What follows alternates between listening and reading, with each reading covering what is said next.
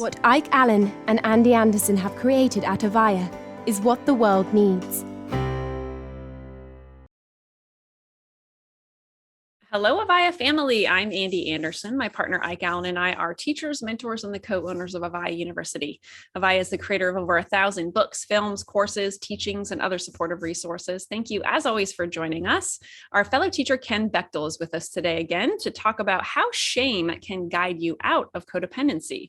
Ken is an internationally renowned spiritual teacher, speaker, and best-selling author. He has invested over 20 years in researching and refining what it takes to make room for you to thrive in this busy world. He is on a mission to empower you to expand into your fullest expression so you can live the fulfilling life you came here to live. Welcome back to AVAIYA, Ken. Thanks so much, Ande. Great to be back. Yeah, great to have you. So let's dive into the first question, right? To you, what is codependency? Well, I think it's an important question because of the fact that this has become a very colloquial term, right? People, oh, I'm codependent. But a lot of times people don't really know what they're saying or what they're embracing as a label for themselves. So I did some research, and this is what I pulled up from the Mental Health Association of America. The way they describe it is codependency is an emotional and behavioral condition that affects the individual's ability to have healthy, mutually satisfying relationships.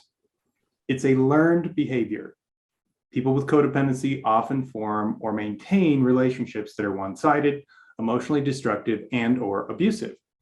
This may lead someone to suffer from fear, anger, pain, or shame that's ignored or denied. Mm-hmm. And obviously, we're going to talk about shame a little later.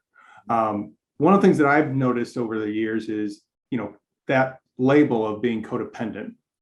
It's oftentimes something we apply to ourselves because it gives us permission to feel powerless, to feel like we're victimized by our circumstances. And obviously, nobody's on this, watching this going, yeah, that's what I want for myself. It's like, it's an interesting thing. We apply this to ourselves, and most people haven't been clinically diagnosed. They're self-diagnosing. And then it's like, well, but I don't want to be that.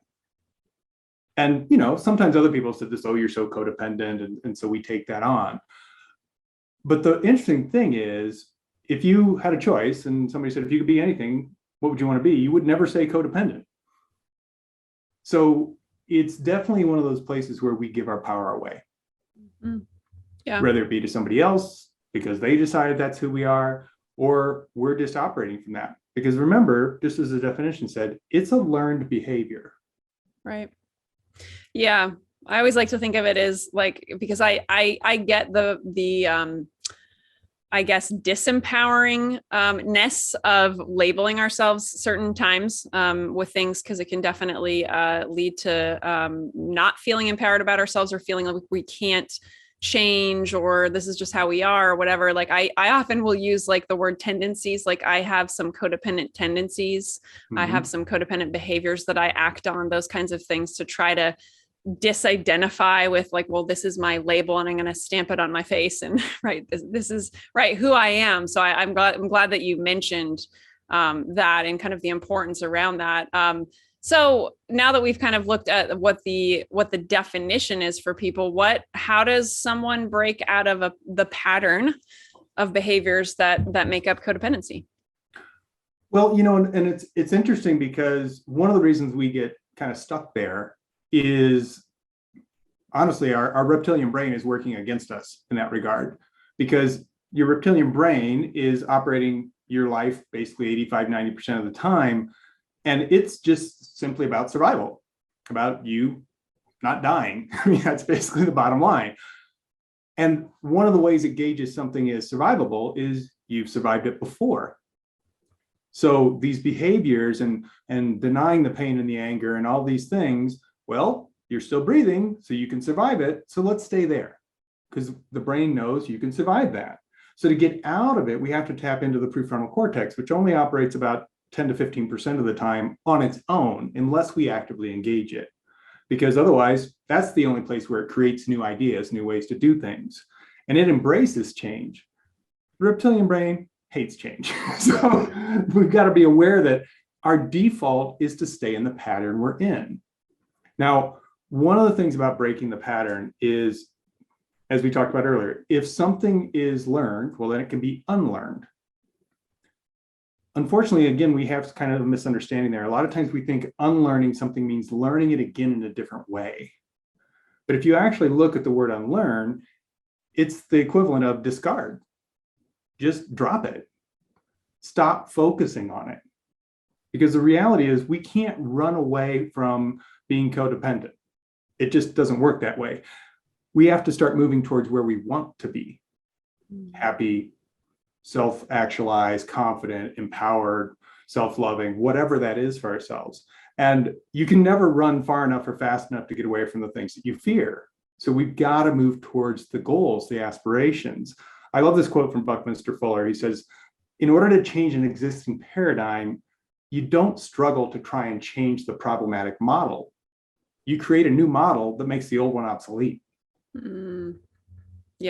Yeah, that's a good point. Yeah, and I love your said something about, right, we can't run fast enough away from our fears or far enough or whatever. Yeah, it's not going to happen. Yeah, so we focus on the new behaviors, new ways of being. So you mentioned prefrontal cortex in there and how that's like what we need to be focusing on since it's not our reptilian brain. Like, how do we activate that? What are ways that we could activate it? Well, one of the things is, again, remember your reptilian brain is holding on to those old patterns because it perceives something that's familiar, even if it's not fun, as safe. Because again, you survived it. Even if you barely survived it, you survived it. So that's all its bar is. That's literally the low bar that it's operating from. So what we have to do is start operating from the belief that change is good, right? So we have to adopt that and go, I'm going to just go, because most of us are scared of change. We don't like change. We like what we feel is the control of the same old, same old. Even if we don't like the situation, we'll pick that over change. So one of the things we have to do is go, I'm not a victim of circumstance. I'm choosing how I want to respond. And that means I'm choosing what serves me, what allows me to be my best, what allows me to be happiest. Excuse me. This is literally what following your yes is all about that I talk about in my book. Is it's not an intellectual concept. That's why it's so funny when you said, how do you tap into that part of your brain? That's actually the second step. So the first step is to tap into your heart. Your yes, your guidance, which is what your yes is, it's your divine guidance, is a feeling. So your heart tells you the what and the why. Your head tells you how to do it. Right. And then your gut tells you, here's the courage to go ahead and activate and do it. But most of us sit in our head all the time going, how do I do this? How do I do this? How do I do this? But what we have to remember is the thing we're looking towards, like let's say getting out of codependence.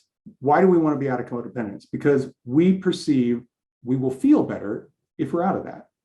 Notice it's a feeling. It's not a thought. So it's always our feelings that are driving us. But if we're not paying attention to the feelings, we can rationalize ourselves into staying where we are. So the biggest thing to shift us out of that is start connecting with those feelings. Oh, I feel really disempowered and miserable. I'm so dependent on that person for my happiness. Okay. Now you know where you are. Where do you want to be? Oh, I want to feel empowered. I want to feel happy. And I want to have that not be dependent on anybody else. Great. Now we go to our head. But all that happened in your heart. Right. So now we go to our head and go, how do I do that? And we start looking for that information. So it all comes down to getting into your heart instead of intellectualizing another path out of your head. Yeah. Yeah. Good. Very good point. I love that. So, right. Tapping into that heart space by whatever language, right. Divine guidance, tapping into your yes. And then once you've tapped into your yes and the feelings, then we can utilize our brain that likes to do things and all of that. Yeah. Okay. Yeah. Because it's there to solve problems. Right. But we have to have the motivation. So if the only motivation you have is being driven by your reptilian brain that's saying stay safe, and it perceives the familiar as safe, it will never want to change. You have to give it a greater motivation, which is the feelings. Right. Yeah. I love that you mentioned like how low the bar is too, because right. So true. So many people have had experiences from childhood that maybe led to these tendencies and codependency. And attract, so to speak, relationships that are unhealthy or toxic or what have you, because it's similar, right? Because it is it was actually how they felt when they were little. So it's normal to them. So yeah, very interesting to really get a hold on, right? Like how low the bar is. We survived it. So, may as well just keep that as our default. Yeah. And it's another thing, Andy, because we call it our comfort zone, right? Whatever's familiar, but it's really not, or else we wouldn't be wanting to change it. It's really just the familiar and frustrating zone that we get stuck in and keep going around and around. And so we're afraid of the risk it would take to expand that. Mm-hmm. But it takes practice. There's a quote in my book that I talk about, Alex Honnold, who's a famous rock climber. And he said, people talk about getting out of your comfort zone. He goes, I expand mine by getting more familiar with the risk until they don't feel risky anymore. Mm. And he spent years on this specific climb that he was most known for, 7 years studying every step he would take until he felt like he could do it. And then when he did it, everyone's like, oh, so risky. He goes, no, do you know how long I've worked on not having that feel risky? Right. Interesting. But it was an active thing of going, the end feeling of having accomplished that is what made him keep going. Mm-hmm. It's kind of like if you think of those obstacle course races they have, like the Spartan race and all that stuff. Nobody's excited about the obstacle. They're excited about the feeling they'll have when they cross the finish line. Mm-hmm. But because that feeling is pulling them forward, they don't care how much mud they get on. They don't care how many things they have to jump over, crawl under, how many scratches, bruises, and bumps they get, because they know the exhilaration they're going to feel at the end of that run. Right. Yeah. Because if they were worried about and focused on the obstacles, they'd never start. Right. Just go home. Oh, well, I don't want that. They have to tune into that feeling. That's the only thing that motivates them to move forward. And life's an obstacle course, let's be honest. Mm-hmm. We have to tune into the feeling that we know is on the other side, and then let that pull us forward. And so, like, if someone's watching right now and they don't even know what it would feel like to be in a healthy relationship, how do they, even get in touch with that? Like, what kinds of, practices can they focus on to really tap into that? Yeah. And that's a very common thing. Well, I've never experienced that. How can I envision it? Everything in your life you've imagined before you had it. Everything. Not anything that exists was imagined before it existed. So you can imagine the feelings, go, oh, maybe it would feel like it did when I was a kid and my best friend did this for me. Maybe it would feel like when I won that award and I just couldn't feel more powerful. Maybe, and you explore, right? So all that matters is you're going towards the feeling. And then you go, I don't really know what it's going to look like what components are going to make up me feeling that way, but I'm open to it. Instead of going, well, that means it's got to look like X, Y, and Z. Now we're back into our old patterns. Like you were saying earlier about, oh, I'm repeating the patterns from childhood, and now that's what I'm doing in my adult life. Mm-hmm. Well, that's because you've decided that's the only way it can possibly show up. It's got to look like this. Mm-hmm. Dysfunction is the only way I feel connected, because my whole role is making them happy. Oh, what if there's another option? What if that's not the only way? Because here's the thing we have to remember. The divine, the universe, whatever you want to call the higher power, does not give you goals that you can't attain. Its job is not to make fun of you. It's not here to go, hey, this is a big cosmic joke. Watch, I'm going to give you a goal. There's no way in hell you're going to get there. That's not what it's here for. Because we are expressions of the divine. That would be it doing to itself. Right? So we have to go, wait. There's a way. I just don't know what it is. What if I just let the feeling guide me? And I took step after step after step. If it felt like I was off that feeling, I realigned. But I have to let it be baby steps. One of the challenges is we want to go from zero to hero. Mm-hmm. And there's a great example one of my teachers gave me. He said, there's two ways to win a race. You can either start at the start line, take every step along the race and cross the finish line and feel accomplished. Or you can go to the finish line and watch. Now you're a spectator. So we have to decide, are we going to be spectators in our lives, or are we going to be participants? Mm-hmm.